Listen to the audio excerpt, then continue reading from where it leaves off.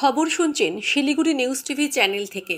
আজ ২৬শে আগস্ট জানাবো আজকের বাছাই করা গুরুত্বপূর্ণ 10টি তাজা খবর। শুরুতেই হেডলাইন।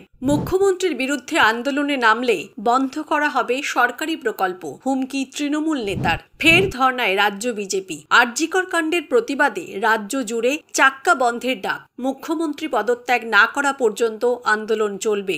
ধর্না মঞ্চ থেকে ঘোষণা সুকান্তর। সাংসদ অভিজিতের কেন্দ্রেই শূন্য পদ্ম। হারল বিজেপি। সব আসনে জয় তৃণমূলের। নারীদের বিরুদ্ধে যারা অপরাধী তারা। আরজিকরে ধর্ষণ খুনের প্রতিবাদে উত্তাল দেশে। রবিবার বড় বার্তা মোদির। সকালে বাড়িতে তল্লাশি, বিকেলেই নিজাম প্যালেসে সন্দীপ ঘনিষ্ঠ শিক্ষক দেবাশিস। আজকের খবরগুলো বিশেষ গুরুত্বপূর্ণ, তাই খবরগুলো মন দিয়ে শুনুন এবং প্রতিদিন সঠিক খবর নিয়মিত শোনার জন্য শিলিগুড়ি নিউজ টিভি চ্যানেলটিকে সাবস্ক্রাইব করুন। আসছি বিস্তারিত খবরে। লোকসভা নির্বাচনে তৃণমূলের বিরোধিতা করায় রেশন বন্ধ করে দেওয়া হয়েছিল। এবার আরজিকর কাণ্ড নিয়ে মুখ্যমন্ত্রীর বিরুদ্ধে আন্দোলনে নামলে লক্ষ্মীর ভাণ্ডার সহ সরকারি প্রকল্পও বন্ধ করে দেওয়া হবে। শুক্রবার রাতে কোচবিহারের শীতলকুচি ব্লকের গোসাইয়েরহাট বাজারে আরজিকর কাণ্ড মিছিলের পর পথসভায় এমনই খুল্লা হুমকি দিয়েছেন তৃণমূল কংগ্রেসের শীতলকুচি ব্লক কমিটির সাধারণ সম্পাদক অশোক কুমার রায়। তৃণমূল নেতার এমন বক্তব্যে হইচই পড়ে গিয়েছে। বক্তব্যে তিনি বলেন, যে বিরোধীরা বলেছিল মোদি না দিলে দিদি কোথা থেকে রেশনের চাল দেবেন, লোকসভা ভোটের পরে তাদের খুঁজে রেশনের চাল দেওয়া বন্ধ করে দেওয়া হয়েছে। এতেই হাত পা ধরা শুরু করেছে তারা। এবার তারা আরজিকর হাসপাতালের ঘটনায় আবার চক্রান্ত শুরু করেছে। এবার যারা রাজ্য সরকারের বিরুদ্ধে চক্রান্ত করবে তাদের লক্ষ্মীর ভাণ্ডার, বার্ধক্য ভাতা, কন্যাশ্রী, রূপশ্রী প্রকল্প সহ সব প্রকল্পের সুবিধা বন্ধ করে দেওয়া হবে। যদিও পরে তৃণমূল নেতা দাবি করেন তার বিরুদ্ধে অপপ্রচার করছে বিরোধীরা। আরজিকর কাণ্ডের প্রতিবাদে বিজেপির লাগাতার কর্মসূচির ঘোষণা করলেন বিজেপির রাজ্য সভাপতি সুকান্ত মজুমদার। মুখ্যমন্ত্রীর পদত্যাগ দাবি করে আগামী সপ্তাহে একগুচ্ছ কর্মসূচি রাজ্য বিজেপির। সেপ্টেম্বরের প্রথম সপ্তাহে অবস্থান বিক্ষোভ সহ চাক্কা বন্ধের ডাক। আরজিকর কাণ্ডের প্রতিবাদে 28শে আগস্ট ধর্মতলা থেকে ধর্ণা কর্মসূচি নিয়েছে বিজেপি। বিজেপির মহিলা মোর্চার পক্ষ থেকে 28শে আগস্ট রাজ্য মহিলা কমিশনের দপ্তরে তালা লাগানোর কর্মসূচি রয়েছে। বিজেপির পক্ষ থেকে 29শে আগস্ট প্রতিটি জেলায় বেলা 12টা পর্যন্ত জেলা শাসক অফিস ঘেরাও করা হবে। 2রা সেপ্টেম্বর জেলার সমস্ত ব্লকে সকাল 11টা থেকে একদিনের অবস্থান বিক্ষোভের ডাক। 4ঠা সেপ্টেম্বর সকাল 11টা থেকে বেলা 12টা পর্যন্ত রাজ্য জুড়ে চাক্কা বন্ধের ডাক। লোকসভা ভোট অতীত, লোকসভা ভোটে জয়ও অতীত। লোকসভা নির্বাচনে তমলুক কেন্দ্রে বিজেপির টিকিটে জিতেছিলেন কলকাতা হাইকোর্টের প্রাক্তন বিচারপতি অভিজিৎ গঙ্গোপাধ্যায়। কিন্তু মাস ঘুরতে না ঘুরতেই সেই জয় যেন ফিকে। সাংসদ অভিজিতের কেন্দ্রেই শূন্য পদ্ম।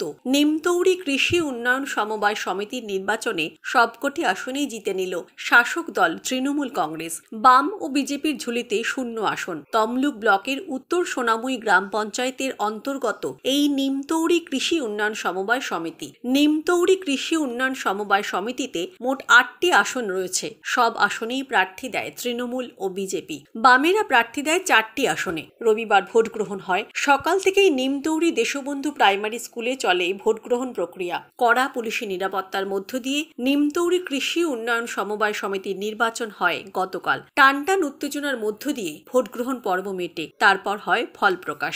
নিমতৌড়ি, উত্তর সাঁওতানচক, উত্তর নারিকেলদা, কুলবেড়া এবং উত্তর সোনামুই মৌজার মোট 367 জন এই নিমতৌড়ি কৃষি উন্নয়ন সমবায় সমিতির ভোটার। ফল বেরোতেই দেখা যায় নিমতৌড়ি সমবায় সমিতি ফের নিজেদের দখলেই ধরে রেখেছে শাসক দল। সব আসনেই জয়ী হয়েছেন তৃণমূল কংগ্রেসের প্রার্থীরা। দর্শক, আমরা এই ভিডিওটিতে 2000 লাইক এবং 1000 সাবস্ক্রাইব টার্গেট রেখেছি। আশা রাখছি আপনারা এই টার্গেটটি পূরণ করবেন। আসছি পরবর্তী খবরে।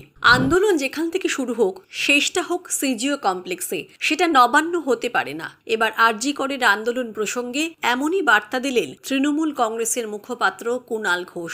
আন্দোলনকারীদের উদ্দেশ্যে তাঁর আর্জি, আন্দোলনকারীদের অনুরোধ আবেগ যুক্তিসঙ্গত। তবু বলবো, দয়া করে কর্মবিরতি তুলে নিন। আন্দোলন চালান, প্রতিবাদ চালান, কিন্তু কর্মবিরতি রাখবেন না। একই সঙ্গে গোটা দেশে নারী নির্যাতনের প্রেক্ষিত তুলে ধরে প্রধানমন্ত্রী মোদীকে তীব্র কটাক্ষ করলেন তৃণমূল নেতা। ছাড়লেন না দলের বিশেষ পদধারী নেতাদেরও। প্রধানমন্ত্রী নরেন্দ্র মোদীকে নিশানা করে কুণাল ঘোষের আক্রমণ। গোটা দেশে দৈনিক 90টি ধর্ষণ, শ্লীলতাহানির ঘটনা ঘটছে। আপনার দেশ নিয়ে লজ্জিত হওয়া উচিত। আরজিকর কাণ্ডের সিবিআই তদন্তে এদিন সকালেই হাসপাতালের প্রাক্তন অধ্যক্ষ সন্দীপ ঘোষের বাড়ি চড়াও হন গোয়েন্দা আধিকারিকরা। এই প্রসঙ্গে অবশ্য তৃণমূল নেতার প্রতিক্রিয়া, সন্দীপ ঘোষের বাড়িতে কারা গিয়েছে, কেন গিয়েছে তিনি বলতে পারবেন। তিনি দোষী হলে শাস্তি হবে, তার আইনজীবী উত্তর দেবে। কুণালের পাল্টা তোপ, অনেক বিজেপি নেতা আছে যাদের বাড়ি সিবিআই খুঁজে পায় না। একই সঙ্গে তৃণমূলের প্রথম সারির নেতাদের ডিজিটাল সৈনিকের ভূমিকা নেওয়ায় স্লথ মনোভাবকেও বিনতে ছাড়েননি কুণাল। তার সাফ কথা, সাধারণ তৃণমূল কর্মী হিসেবে ডিজিটাল সৈনিকরা যত সক্রিয়ভাবে অপপ্রচারের বিরুদ্ধে দাঁতে দাঁত চেপে লড়াই করছেন, আমাদের দলের অনেককেই তেমন দেখা যাচ্ছে না। যারা মহিলাদের বিরুদ্ধে অপরাধী হিসেবে শনাক্ত হবে তাদের কঠোরতম শাস্তি হবেই, এমন কড়া বার্তা দিলেন প্রধানমন্ত্রী। রবিবার মহারাষ্ট্রের জলগাঁওতে লাখপতি দিদিদের সম্মেলনে মোদির মুখে শোনা গেল নারী বিরোধী অপরাধীর কঠোর শাস্তির আশ্বাসবাণী। এ বিষয়ে ভারতীয় ন্যায় সংহিতার বিধানের কথা উল্লেখ করলেন তিনি। মহিলাদের নিরাপত্তায় নয়া আইন প্রণয়নে রাজ্যকে সহায়তার বার্তা প্রধানমন্ত্রী নরেন্দ্র মোদীর। কর্তব্যরত অবস্থায় আরজিকর হাসপাতালের তরুণী চিকিৎসককে ধর্ষণ, খুন নিয়ে তোলপাড় গোটা দেশ। তদন্তভার গিয়েছে কেন্দ্রীয় সংস্থা সিবিআইয়ের হাতে। শহর রাজ্য তো বটেই, দেশের বিভিন্ন প্রান্তে চিকিৎসকরা কর্মক্ষেত্রে মহিলাদের নিরাপত্তার দাবিতে রীতিমতো কর্মবিরতি পালন করেছেন। নারী নির্যাতন, বিশেষত যৌন হেনস্থার মতো স্পর্শকাতর ইস্যুতে আরও কড়া আইন আনার প্রয়োজনীয়তার কথা কেন্দ্রের কাছে তুলে ধরেছেন দলমত নির্বিশেষে রাজনীতিকরা। ইতিমধ্যেই বাংলার মুখ্যমন্ত্রী মমতা বন্দ্যোপাধ্যায় এ নিয়ে প্রধানমন্ত্রীকে চিঠিও লিখেছেন। এদিনের সভায় আরজিকরের নাম না নিয়েও নারী বিরোধী অপরাধে কড়া শাস্তির জন্য প্রয়োজনীয় আইনের কথা বললেন নরেন্দ্র মোদী। প্রধানমন্ত্রী মোদীর কথায় নাবালক নাবালিকাদের ওপর যৌন হেনস্থার মতো ঘটনার শাস্তি হিসেবে এখনকার আইনে মৃত্যুদণ্ড বা যাবজ্জীবন কারাদণ্ডের বিধান রয়েছে, কিন্তু এসব ছাড়াও তাদের উপর নানা ধরনের হিংসার ঘটনা ঘটে। কোন অপরাধে কি শাস্তি তা নির্দিষ্ট করা নেই।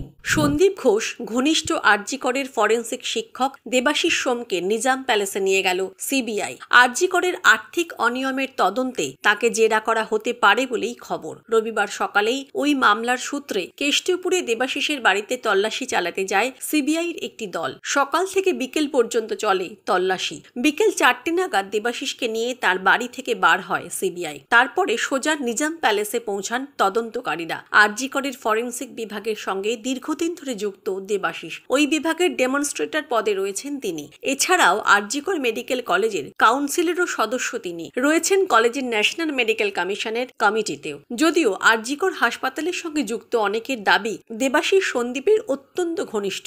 হাসপাতালে নিজের বিভাগের ঘরে নাকি তিনি বসতেন না, সন্দীপের ঘরের পাশে একটি ঘরে বসেই কাজ চালাতেন। সম্প্রতি সন্দীপের বিরুদ্ধে আরজিকরের জৈব বর্জ্য এবং অন্যান্য বিষয় যে আর্থিক দুর্নীতির অভিযোগ জানানো হয়েছে কলকাতা হাইকোর্টে, তাতে নাম রয়েছে দেবাশিসেরও। আরজিকরের প্রাক্তন সুপার আখতার আলী তাদের দুজনের বিরুদ্ধেই হাইকোর্টে আর্থিক দুর্নীতির অভিযোগ এনেছিলেন। আরজিকর কাণ্ড নিয়ে রাজ্য তথা দেশ জুড়ে আন্দোলনের ঝড় উঠেছে। শাসক দল তৃণমূল কংগ্রেসকে চাপে রাখতে বিরোধীরা যখন আন্দোলনের পালে হাওয়া দিচ্ছে, তখন কোচবিহার থেকে কার্যত বেপাত্তা প্রাক্তন কেন্দ্রীয় প্রতিমন্ত্রী নিশীথ প্রামাণিক। ভোটে হেরে যাওয়ার পর থেকে তিনি এখন কোথায় রয়েছেন তা দলের নিচুতলার কর্মীরা তো বটেই, এমনকি দলের বিধায়কও জানেন না। দলীয় নেতৃত্বের কাছেও নিশীথ ঠিক কোথায় আছেন তা স্পষ্ট নয়। নির্বাচনে হেরে যাওয়ার পর দিন কয়েক তিনি কোচবিহারে ছিলেন, কিন্তু তারপর থেকে নিশীথকে আর কোচবিহারে দেখা যাচ্ছে না। কোচবিহারে বিজেপির আন্দোলন কর্মসূচিতে তাকে দেখা যাচ্ছে না,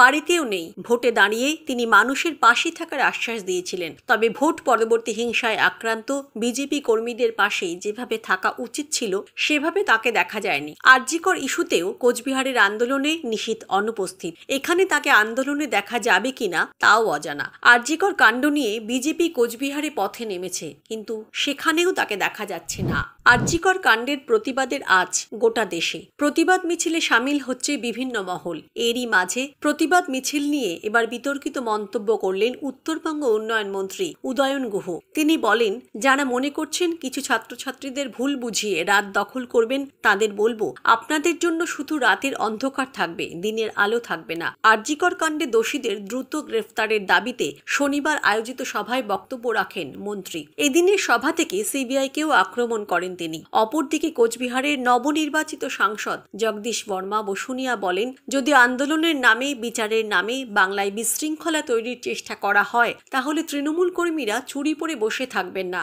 দরকার হলে ব্যবস্থা করা হবে। এদিন সভা শুরুর আগে আরজিকর কাণ্ডে দোষীদের দ্রুত দৃষ্টান্তমূলক শাস্তির দাবিতে কোচবিহারে মিছিল করেন তৃণমূল নেতৃত্ব। আজকের খবর এই পর্যন্তই। পরবর্তী খবরগুলো সবার প্রথমে শুনতে শিলিগুড়ি নিউজ টিভি চ্যানেলটিকে সাবস্ক্রাইব করুন। ধন্যবাদ।